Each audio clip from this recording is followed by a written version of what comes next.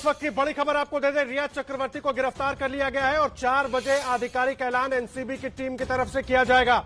इस वक्त का बड़ा अपडेट एबीपी न्यूज पर। सबसे पहले हम आपको बता रहे हैं, रिया चक्रवर्ती गिरफ्तार हो गई है और 4 बजे एनसीबी की टीम आधिकारिक तौर पर इसका ऐलान करेगी। इसकी जानकारी मीडिया के साथ साझा की जाएगी। सबसे बड़ा अपडेट, सुशांत केस में अब तक जो जांच चल रही थी उसमें ड्रग्स कनेक्शन सामने आया और रिया चक्रवर्ती को इसी ड्रग्स कनेक्शन में गिरफ्तार कर लिया गया है।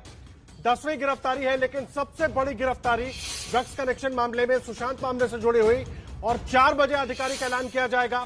कागजी कार्रवाई अभी की जा रही है और कुछ ही देर में, यानी कि अब से कुछ मिनटों के बाद 4 बजे एनसीबी की टीम आधिकारिक तौर पर इस बात की जानकारी देगी। रिया चक्रवर्ती को गिरफ्तार कर लिया गया है। एबीपी न्यूज पर इस वक्त का सबसे बड़ा अपडेट हम आपको दे रहे हैं। तीसरे दिन रिया चक्रवर्ती को पूछताछ के लिए बुलाया जाता है। पूछताछ होती है और जिस तरह से हमारे तमाम संवाददाता जानकारी दे रहे हैं, इलेक्ट्रॉनिक एविडेंसेस के आधार पर रिया चक्रवर्ती को, उससे जो सबूत जुटाए गए हैं, रिया चक्रवर्ती को गिरफ्तार कर लिया गया है। और 4 बजे यानी कि अब से कुछ देर के बाद इस बात की जानकारी एनसीबी की टीम आधिकारिक तौर पर साझा करेगी। अभी यह जानकारी नहीं बताई जा रही है, लेकिन प्रक्रिया चालू है और जैसे ही गिरफ्तारी दिखाई जाएगी रिया चक्रवर्ती को मेडिकल के लिए लेकर जाया जाएगा और उसके बाद वीडियो कॉन्फ्रेंसिंग के जरिए ही एनडीपीएस कोर्ट में पेश किया जाएगा। सबसे बड़ा अपडेट सुशांत केस में इस वक्त का हम आपको दे रहे हैं एबीपी न्यूज पर। रिया चक्रवर्ती को गिरफ्तार कर लिया गया है। रिया चक्रवर्ती तीसरे दिन पहुंची थी एनसीबी टीम के सामने पूछताछ के लिए और पूछताछ के बाद जो इलेक्ट्रॉनिक दस्तावेज, जो पुराना मोबाइल फोन, जो पुराना लैपटॉप और टैबलेट बरामद हुए थे रिया के घर से, उनकी छानबीन में कई तस्वीरें निकल कर आई।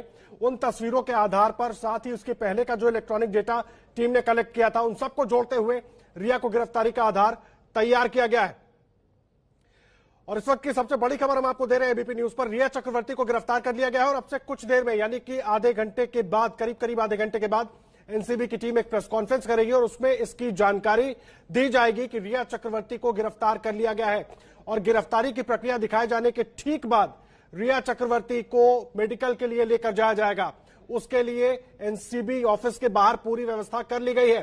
गाड़ियां वहां पर लगा दी गई है। जितेंद्र दीक्षित। जी हाँ, गाड़ियां यहां पर लगा दी गई हैं और गिरफ्तारी के बाद जो कि कानूनी प्रक्रिया है कि मेडिकल टेस्ट के लिए ले जाया जाना, उसके लिए ले जाया जाएगा। रिया चक्रवर्ती को निकाला जाएगा इस एक्सचेंज बिल्डिंग से और सायन अस्पताल में, जहां तक इससे पहले भी तमाम आरोपियों को सायन अस्पताल ले जाया गया है, तो हम उम्मीद कर रहे हैं कि वहीं पर रिया को भी मेडिकल चेकअप के लिए ले जाया जाएगा और उसके बाद उन्हें वापस से यहीं एनसीबी के दफ्तर में लाया जाएगा और यहां वीडियो कॉन्फ्रेंसिंग के जरिए एनसीबी के अधिकारी उन्हें अदालत के सामने पेश करेंगे, एनडीपीएस की जो विशेष अदालत है, और उनकी रिमांड मांगेंगे। अब यहाँ पर यह देखना होगा कि रिमांड एप्लीकेशन पर जब जिरह चल रही होगी तो उसमें डिफेंस की ओर से क्या कहा जाता है। जो हमें जानकारी मिल रही है उसके मुताबिक डिफेंस की ओर से यह तर्क दिया जाएगा कि रिया के कस्टोडियल इंट्रोगेशन की जरूरत है ही नहीं, क्योंकि रिया पहले से ही बिना कस्टडी के सहकार्य करते आई हैं, कोऑपरेट करते आई हैं जांच एजेंसियों से।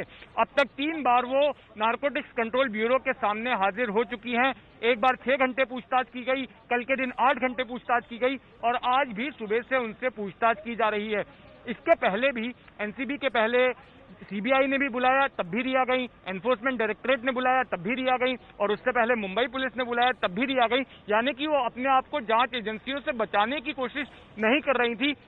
जब भी कानूनी तौर पर उनको बुलाया गया, उन्होंने आकर इन्वेस्टिगेशन को ज्वाइन किया और अपने बयान दिए। तो ऐसा कोई कारण नहीं है कि रिया को कस्टडी में रखा जाए और उनको जो है कस्टोडियल इंट्रोगेशन किया जाए, क्योंकि रिया खुद से सहयोग कर रही हैं इस पूरी जांच में। तो ये डिफेंस की ओर से स्टैंड लिया जा सकता है।